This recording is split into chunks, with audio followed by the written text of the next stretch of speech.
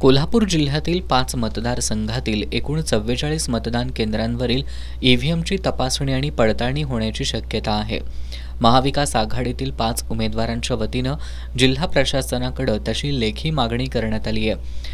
जानेवारीच्या दुसऱ्या आठवड्यानंतर ही तपासणी आणि पडताळणी होण्याची शक्यता आहे. राज्यात विधानसभा निवडणुकीत काही ठिकाणी झालेलं मतदान, ईव्हीएमवरील मतदान यामध्ये मोठी तफावत आढळून आल्याच्या तक्रारी आहेत.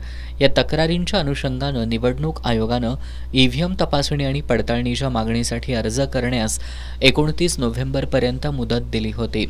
त्यानुसार जिल्ह्यातील 5 मतदारसंघातील एकूण 44 मतदान केंद्रांवरील ईव्हीएमच्या पडताळणीची मागणी उमेदवारांनी केली आहे. या उमेदवारांमध्ये कोल्हापूर उत्तर विधानसभा मतदारसंघातील उमेदवार राजेश लाटकर, करवीर विधानसभा मतदारसंघातील उमेदवार राहुल पाटील, कोल्हापूर दक्षिण विधानसभा मतदारसंघातील उमेदवार ऋतुराज पाटील, हातकणंगले विधानसभा मतदारसंघातील उमेदवार राजूबाबा आवळे आणि चंदगड विधानसभा मतदारसंघातील उमेदवार नंदाताई बाभुळकर यांचा समावेश आहे.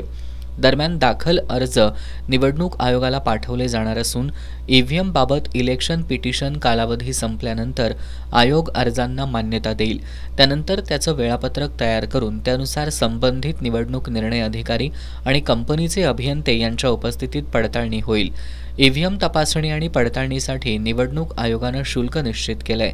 त्यानुसार एका ईव्हीएम सेटसाठी 40,000 रुपये अधिक 18% जीएसटी असे 47,200 रुपये शुल्क भरावे लागणार आहेत. जिल्ह्यातील एकूण 44 केंद्रांवरील ईव्हीएम सेटच्या पडताळणीची मागणी केली असल्यानं ती मान्य झाली तर या 5 उमेदवारांना एकूण 20,76,000 रुपये मोजावे लागणार आहेत.